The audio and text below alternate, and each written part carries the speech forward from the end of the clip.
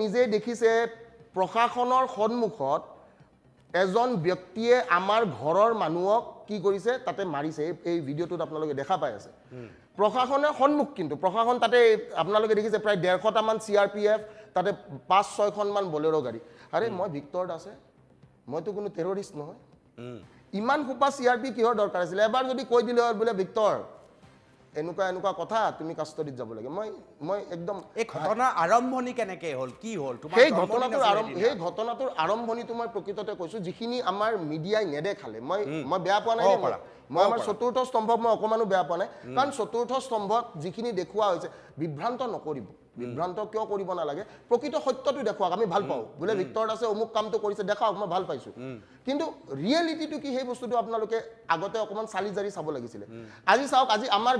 গাঁওবুঢ়া এটাই সান্টাফি এখন চলাই যোনখন 37 লাখ ৰুপিজৰ গাড়ী হয় কেনেকৈ ঠিক আছে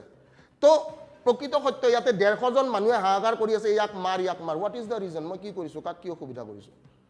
মই মাতিছো কাৰ কাৰণে আপোনালোকৰ কাৰণে আপোনাৰ সন্তানৰ কাৰণে আপোনালোকৰ সন্তানে যাতে চাকৰিটো পায় আপোনালোকৰ সন্তানৰ যাতে অসুবিধা নহয় আপোনালোকৰ সন্তানৰ জাগাত যাতে সেই কোনোবা মানুহে কি cash for money cash for jobs যিবোৰ আপোনালোকে এইকেইদিন বাহ জনাই আছে ঠিক আছে বোলে কি আইনে মানে খুব সুন্দৰ বিচাৰ কৰিছে অমুক কৰিছে ভিতৰত ভৰাই দিছে কাৰোবাক কনজেকিউটিভ লগাইছে কাৰোবাক কনজেকিউটিভ লগোৱা নাই কাৰোবাক 7 বছৰৰ কাৰণে কাৰোবাক 14 বছৰৰ কাৰণে ভৰাইছে কাৰোবাক 4 বছৰৰ কাৰণে ভৰাইছে কিন্তু মেইন প্ৰকৃত সত্যটো এইটো যে সিদিনাখন মোৰ জন্মদিন আছিল আৰু মোৰ জন্মদিনত মই মোৰ প্ৰত্যেক ছাত্ৰ ছাত্ৰীক মই মোৰ মানে তেওঁলোকক ইনভাইট কৰোঁ একেলগে ফূৰ্তি কৰোঁ আৰু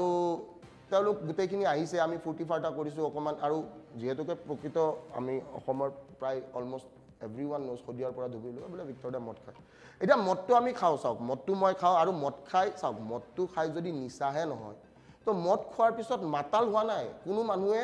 এজন মানুহে কেতিয়াও উত্তেজিত নোহোৱাকৈ তেওঁ মাতাল হ'ব নোৱাৰে প্ৰথমটো কথা সেইটো আৰু তেওঁ উত্তেজিত কিয় কৰা হৈছে কি কাৰণত কৰা হৈছে সেইটো আমাৰ অসমৰ ৰাইজে বুজি পাব লাগিছিল যে এই ল'ৰাজনে আজি কোনোবা এজন আমাৰ মাননীয় মুখ্যমন্ত্ৰী ডাঙৰীয়াই কৈছে যে মই APSC পেটাৰ্ণত পৰীক্ষাটো পাতিম তাৰে পিছদিনা মই অকমান চিঞৰ বাখৰ কৰিলোঁ তাৰে পিছত ক'লে যে পেটাৰ্ণটো আমি চেঞ্জ কৰিম তাৰে পিছত তেওঁ ক'লে যে আমি সিলেবাছ দিম বুলি ক'লে মই ক'বলৈ খুব সুখী যে মাননীয় মুখ্যমন্ত্ৰী ডাঙৰীয়াক মই একদম হাতজোৰ কৰি বিনম্ৰ প্ৰণাম যে ছাৰ মই যিটো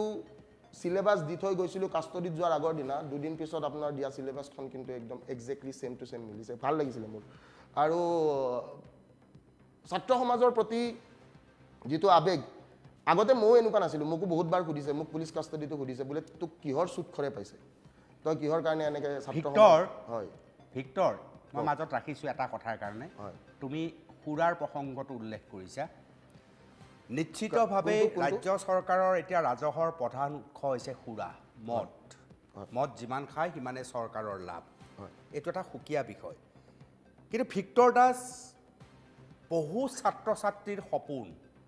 মই এনেকুৱা বহু ছাত্ৰ ছাত্ৰী ভিক্টৰ পাওঁ মই মুকলিকৈ তোমাক কৈছোঁ যে ছাৰে সাংঘাতিক পঢ়ায় ছাৰে এবাৰ পঢ়ালে বুজাত কোনো অসুবিধা নাই বুলি মই বহু ছাত্ৰ ছাত্ৰী পাইছোঁ একদম বুকুৰ ভিতৰৰ পৰা কৈছোঁ ভিক্টৰ হয় চৰকাৰে সুৰা উলিয়াইছে সুৰা বিক্ৰী হ'ব লাগিব কিন্তু ভিক্টৰৰ দৰে এটা বিশাল ব্যক্তিত্ব য'ত হাজাৰ হাজাৰ ছাত্ৰ ছাত্ৰীয়ে কয় ছাৰে সাংঘাতিক ভাল পঢ়ুৱায় ছাৰে পঢ়ালে আমি বুজি পাওঁ আমাৰ নিচিনা দুখীয়া ল'ৰা ছোৱালী ছাৰৰ বাবে মানুহ হৈছোঁ তো তেওঁলোকৰ কাৰণেতো তুমি ভগৱানৰ নিচিনা ভগৱান আমি হ'ব নোৱাৰোঁ কিন্তু ভগৱান নিচিনা কৈছোঁ ভিক্টৰ গতিকে সেইসকলৰ বাবে তুমি যদি ৰাজহুৱা স্থানত সুৰাপান কৰাটো মানে প্ৰমাণ হ'ব পৰা এটা ব্যৱস্থাৰ পৰা তুমি আঁতৰি যোৱা মই ভাবোঁ যে তোমাৰ ব্যক্তিত্বটো আৰু বিকাশ হ'ব তোমাৰ ব্যক্তিত্ব এনেও বিকাশ হৈছে তোমাৰ ব্যক্তিত্ব থকা বাবেহে ছাত্ৰ ছাত্ৰীসকলে তোমাৰ পৰা জ্ঞান পাইছে বোধ কৰোঁ মই মিছা কোৱা নাই ভিক্টৰ হয় দাদা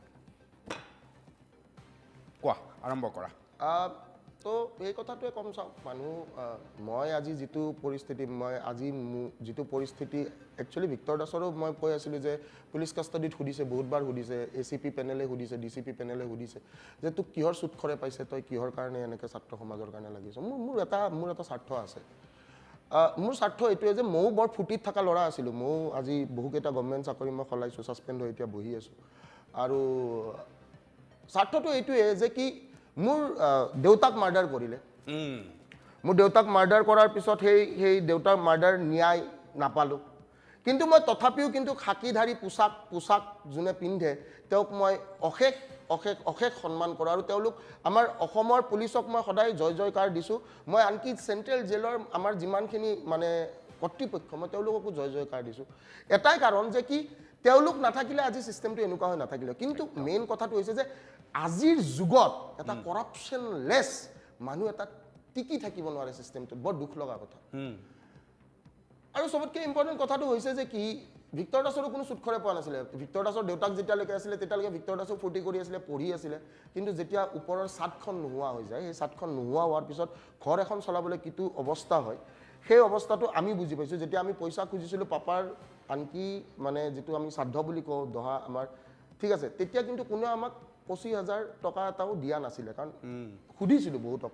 ঘৰৰ মানুহকে সুধিছিলোঁ আৰু তাৰপিছত লগৰ ল'ৰা এটাৰ পৰা লৈ কিনে এনেকৈ কৰিব লগা হৈছে চ' মই কিটো পৰিস্থিতিত আহি আজি এইটো ভিক্টৰ দাস হৈছোঁ সেইটো কোনেও সেই জাৰ্ণিটো গম নাপায় তাৰে পিছত আমি দেখিলোঁ যে ছেকেণ্ড টাইম ভিক্টৰ দাসে কি অসমৰ ছাত্ৰৰ কাৰণে মাত মাতিলে এগেইন দেৰ ৱাজ এ পলিটিকেল ইছ্যু তাৰপিছত সেই বস্তুটোৰ পিছতে আৰু এটা বস্তু আহিলে যে ভিক্টৰ দাসৰ নিজৰ অৰ্ধাংগিনীয়ে ভিক্টৰ দাসৰ ওপৰত তেতিয়াও কিন্তু খুব নিউজ বাজিছে খুব নিউজ বজাইছে যে ভিক্টৰ দাস মদাহী ভিক্টৰ দাস অমুক ভিক্টৰ দাস ভোগ কিন্তু প্ৰকৃত সত্যটো যোনদিনাখন মই প্ৰেছ মিটিঙত কৈছিলোঁ যে মই সন্মান কৰোঁ যিহেতুকে তেওঁৰ লগত মই 7 বছৰ কটাইছোঁ মই তেওঁক সন্মান কৰোঁ মই এটা কথাই কৈছোঁ তেওঁ কৈ যাব লাগিছিলে যে মই তোমাৰ লগত চলিবলৈ নোৱাৰিম মই আন এজনক ভাল পাওঁ কিন্তু এটা মিছা এটা অপমান এটা অপযশ জাপি দি যাবলৈ লাগিছিলে যিটো মিডিয়াত আপোনালোকে দেখিছে কেনেকুৱা এটা ভাওনা এটা নাটক তো নাটকৰ সৃষ্টি কৰি লাভ নাই তোমাৰ যাব মন আছিলে তুমি গুচি যোৱা মই কেতিয়াও তোমাক উভতি নুসুধিলোঁ বোলে তুমি কিয় গ'লাগে হ'ব পাৰে কিছুমান মানুহৰ লগত মানুহ চলিব নোৱাৰিব পাৰে আজিৰ যুগত এতিয়া ছেপাৰেট থকাটো বহুত ডাঙৰ কথা নহয় কিন্তু মেইন কথাটো এটা মিছা অপযশ জাপি দিছিলে and in the long run মানুহে দেখিলে যে হয় দেখোন বোলে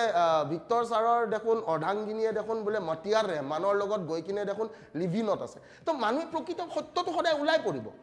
এই ধৰণৰ কথা বতৰাবিলাকে অকণমান চাপ তোমাৰ ওপৰত পৰিছিল কিন্তু তোমাৰ বুকুত এতিয়াও লিখা আছে মই ভাগৰা নাই লিখা আছে হয় মই দেখি আছোঁ এইবিলাকে অকণমান চাপ তোমাক সৃষ্টি কৰিছিল কিন্তু তাৰ মাজত তোমাৰ যিটো সৃষ্টিশীলতা সি কিন্তু স্তব্ধ হোৱা নাছিল মই তোমাক এই কথাও মুকলিকৈ ক'বলৈ ভাল পাম বহুত মানুহে কয় তুমিও জানা যে ভিক্টৰ দাস এটা পগলা ভিক্টৰ দাসে ক'ত কি ক'ব লাগে নাজানে কিন্তু তাৰপিছতো ভিক্টৰ দাসে এটা ডাঙৰ কথা জানে সেই ডাঙৰ কথাটো হৈছে নিজৰ পিতৃৰ প্ৰতি তেওঁৰ ভক্তি নিজৰ মাতৃৰ প্ৰতি তেওঁৰ যিটো ভক্তি পিতৃ মাতৃক ইমানলৈ শ্ৰদ্ধা কৰা মানুহজন পগলা কোনো কাৰণতেই হ'ব নোৱাৰে মই অন্ততঃ বিশ্বাস কৰোঁ ভিক্টৰ আজি সেইকাৰণে মই মাতি আনিছোঁ মই বিচাৰিছোঁ জাতীয়তাবাদক ভাল পোৱা শিক্ষাৰ বাবে উৎসৰ্গিত হোৱা প্ৰকৃত ভিক্টৰ দাসজন আকৌ জাগি উঠক কিন্তু এই ভিক্টৰ দাসে যেতিয়া বাটত কেঁচা মাছ চুবাই পেলাই ভিডিঅ' দিব মানুহৰতো খং উঠিব ন ভিক্টৰ কিন্তু তাৰে প্ৰকৃত সত্যটো তাৰে আঁৰতো এটা কাহানী আছে সেই কাহানীটো নেদেখালে কেঁচা মাছ খোৱাটো দেখাইছে এতিয়া আমি অভিনীলৰ কাহানী জানো সেই অভিনীলৰ কাহানীটোৰ এটা একজেক্ট ছেম ডিটো কাহানী ভিক্টৰ দাসৰ লগতো হ'ল সিদিনা 150টা বিজেপিৰ মানুহ ভিক্টৰ দাসক হেলমেটেৰে লাঠিৰে চবেদি কোবাইছে বোলে ই বিজেপিক ভাল নাপায় মই এটা কথা কওঁ দাদা শুনক মই বিজেপি নহয় মই কংগ্ৰেছ নহয় আম আদমি নহয় কোনো নহয় মই অকল ভিক্টৰ সেনাক চিনি পাওঁ আৰু ভিক্টৰ সেনাটো আগন্তুক আহিবলগীয়া পৰ্যায়ত কোনোদিন পলিটিকেল পাৰ্টি বা NGO হৈ কিনে পইচা লৈ কিনে কাম কৰাৰ কাৰণে ভিক্টৰ দাসৰ এইটো সপোন নহয় পইচা নালাগে পইচা কেইদিনৰ যাওঁতে লাংটা হৈ আহিছিলোঁ লাংটা হৈয়ে যাব লাগিব ঠিক আছে তো প্ৰকৃত সত্যটো এইটো যে কি টকা পইচা বহুত ডাঙৰ বস্তু নহয় সিদিনাখন যিটো পৰিস্থিতি সেই পৰিস্থিতি কেঁচা মাছ খোৱাটো মানুহে দেখাইছে কিন্তু সেই 150জন মানুহক যেতিয়া পুলিচ থানাত সুধিলে বোলে ভিক্টৰে কি ভুল কৰিছিল তেওঁলোকে কিন্তু ক'লে যে ভিক্টৰে একো ভুল কৰা নাছিলে এখন এজাহাৰ কিন্তু তেওঁলোকে নিদিলে মই সুধিলোঁ বোলে বাবু মই কি ভুল কৰিছিলোঁ বোলে দাদা মই গালি পাৰিছোঁ নেকি বোলে নাই পৰা দাদা মই কিবা বেয়া ব্যৱহাৰ কৰিছোঁ বোলে নাই কৰা দাদা বোলে কি কৰিছোঁ বোলে একো কৰা নাই দাদা বোলে কিয় কি কাৰণ তেওঁলোকে প্ৰহাৰ কৰিলে মই এণ্টি বিজেপি নহয়, আপোনালোকে এই কথাটো প্লিজ বুজক, মই এণ্টি বিজেপি নহয়, মই কোনো মানুহৰ লগত মোৰ শত্ৰুতাও নাই। মই আপোনালোকক মই এটাই কথা কওঁ, আপোনালোকৰ ৰঞ্জিত তোমাৰ কোনো ৰাজনৈতিক দলৰ প্ৰতি কোনো দুৰ্বলতা নাই, কংগ্ৰেছ হওক, বিজেপি হওক, এজিপি হওক, যি হওক, তুমি প্ৰয়োজনীয় যিবিলাক কথা ৰাইজৰ বাবে প্ৰয়োজন সেইখিনি কথা কোৱা তুমি। যিখিনি প্ৰকৃত পলিচিখিনি যিখিনিয়ে আমাৰ অসমীয়াক ক্ষতি কৰিব পাৰে, আমাৰ আই মাতৃক ক্ষতি কৰিব পাৰে, সেই পলিচিখিনি জাষ্ট কৈছোঁ যে চাওকচোন এই বস্তুটো অকণমান ভাল কৰিব পৰা যায় নেকি। তাতে মানুহে যদি বেয়া পাইছে, যদি কিবা ভুল হৈছে, মই যোৱাকালিও সুধিছোঁ, আজিও সুধিছোঁ যে ভিক্টৰ দাসৰ ভুলটো ক'ত। ভিক্টৰ দাসৰ যদি ভুলটো এইটো যে নিজৰ দেউতাক আৰু মাকৰ কাৰণে তেওঁ নিজৰ প্ৰাণ উচৰ্গা কৰিব পাৰে, সেইটো নেকি মোৰ ভুল। সিদিনাখন মোৰ মাক বেশ্যা বুলি কৈছে, তাৰ পিছত ভিক্টৰ দাসে সেইটো ৰূপ দেখিছে যোনটো ৰূপ আপোনালোকক টিভিত দেখুওৱা হৈছে। আৰু সেই মাকজনী, যিজনী মাকে নিজৰ মানে এনেকুৱা এটা বয়সত নিজৰ কি ক'ম মই, লাভ মেৰেজ আছিলে মা আৰু পাপাৰ, নিজৰ মৰম, নিজৰ চেনেহ, নিজৰ ভগৱানটো হেৰুৱাৰ পিছত মোৰ মাক যদি বেশ্যা বুলি কয়, তাৰ পিছত যদি ভিক্টৰ দাসে এই যিটো কাণ্ড বা এই যিটো কাহিনী আপোনালোকক তাতে দেখুওৱা হৈছে, যদি সেই কৰাটো ভুল, তেনেহ'লে মই এটাই কথা ক'ম, তেনেহ'লে ভিক্টৰ দাস ভুল আছিলে, ভিক্টৰ দাস ভুল হয়। কিন্তু মা আৰু পাপাৰ কাৰণে ভিক্টৰ দাস সদায় ভিক্টৰ দাসে। এটা চুৰ, এটা ডকাইত, এটা মাৰ্ডাৰাৰো কিন্তু নিজৰ মাক আৰু নিজৰ দেউতাকৰ কাৰণে সদায় নিজৰ কি, নিজৰ চবতকৈ মৰমৰ। আৰু যদি মোৰ মাক বেশ্যা বুলি কোৱাৰ কাৰণে মই উভতি তেওঁলোকক ধৰাটো যদি মোৰ ভুল আছিলে, তেনেহ'লে মই ভুল কৰিছোঁ। আৰু মই এইটো আপোনালোকৰ সকলোকে সন্মুখত কৈছোঁ। অনুপম দাই সুধিছিলে অকণমান আগতে বোলে ভিক্টৰ দাস সৃষ্টি ক'ৰ পৰা হৈছিলে সিদিনাখনৰ কাজিয়াখনৰ, সেই সৃষ্টিটো মই কৈছোঁ যে মোৰ মাক বেশ্যা বুলি কৈছিলে সেইদিনাখন। যোনদিনাখন জেলত সোমাইছোঁ, আৰু যোনদিনাখন কাষ্টডি মানে পুলিচ কাষ্টডি, জুডিচিয়েল কাষ্টডি দুটা বেলেগ আছে।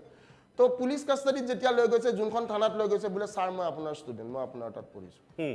যিদিনাখন জেলত লৈ গৈছে, জেলৰ বাহিৰত ডিউটি শেষ কৰি ল'ৰা এটা ৰৈ আছে, বোলে ছাৰ আপুনি আহিব বুলি গম পাইছোঁ, মই ৰৈ আছোঁ। জেলৰ ভিতৰত আজি 8জন ভিক্টৰ সেনা খাৰা হৈ আছে, যিকেইজন আজি দুখীয়া পৰিয়ালৰ পৰা গৈ তাতে তেওঁলোকে কৰ্মৰত। তো মই মাননীয় মুখ্যমন্ত্ৰী ডাঙৰীয়া বা আমাৰ মাননীয় যোনখন চৰকাৰ, মই চৰকাৰক এটাই কথা ক'ম যে আমি পাৰোঁ কিছুমান বস্তু, যেনে ধৰক ফ্ৰী এডুকেশ্যন, ফ্ৰী মেডিকেল, বা যিখিনি ধৰক আমি দেখিবলৈ পালোঁ কেজৰিৱাল ডাঙৰীয়াই যিখিনি কৰিছিলে, তেওঁতো বেচেৰা এতিয়া জেলৰ ভিতৰত সোমাই আছে। জেলৰ ভিতৰত থাকোঁতেও দেখিলোঁ বোলে মেডিকেলৰ এতিয়া বস্তুবোৰৰ দাম বঢ়াব, বোলে ঔষধৰ দাম বঢ়াব, এক্সৰেৰ দাম বঢ়াব, MRI দাম বঢ়াব। আমি নোৱাৰোঁ জানো, আমাৰ অসমখন শুৱনি কৰিবলৈ নোৱাৰোঁ জানো? মই তাতে জেলৰ ভিতৰত যেতিয়া গ'লোঁ, জেলৰ ভিতৰত মই আলফা পলিটিকেল প্ৰিজনাৰ্ছ লগ পালোঁ, মই NDFBৰ পলিটিকেল প্ৰিজনাৰ্ছ লগ পালোঁ। আজি NDFBয়ে শান্তি চুক্তিত আহিলে, কিন্তু সেই পলিটিকেল প্ৰিজনাৰ্ছখিনি তাতে পচি আছে। তো ভাবিবলগীয়া বহুত কথা আছে। আজি মই আমাৰ মাননীয় মুখ্যমন্ত্ৰী ডাঙৰীয়াক মই ধন্যবাদ জ্ঞাপন কৰিম এটা কাৰণত, যে তেওঁ মুখ্যমন্ত্ৰী হৈ থকাৰ সময়ত তেওঁ এতিয়া নতুনকৈ আমি সিদিনাখন দেখিছোঁ যে আলফাও বোলে এতিয়া শান্তি চুক্তি কৰিব। খুব ভাল কথা যিহেতুকে, কিন্তু শান্তি চুক্তিৰ পিছত সেই পলিটিকেল প্ৰিজনাৰ্ছখিনিৰ কি হ'ব সেইটোতো ভাবিব লাগিছিল।